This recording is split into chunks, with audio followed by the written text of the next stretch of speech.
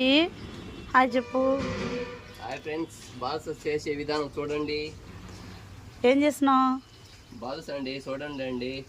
Balls చేస్తున్నావా? చేసి ఆయిల్లో వేస్తున్నాను, వేడి ఆయిల్లో డీప్ ఫ్రై చేస్తున్నావు అనమాట. అవునండి. మళ్ళీ నెక్స్ట్ ఏం చేస్తావు?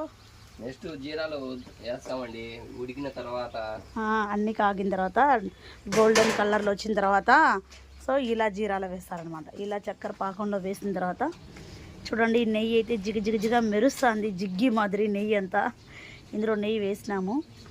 స్మెల్ కూడా వావ్ ఏమి వస్తుందని స్మెల్ అయితే సూపర్ స్మెల్ వస్తుంది. అంతా నెయ్యి, విలాజీ పౌడర్ స్మెల్లే. శనగపిండి కలిపి పెట్టేశాడు మిక్చర్ కోసం అండి. మిక్చర్ చేయాలి నెక్స్ట్. ఎక్కడ వచ్చేసి అంతా బాదుషా చీరాలోంచి తీసిన తర్వాత ఇలా వచ్చేస్తుంది. సో సూపర్గా ఉందండి.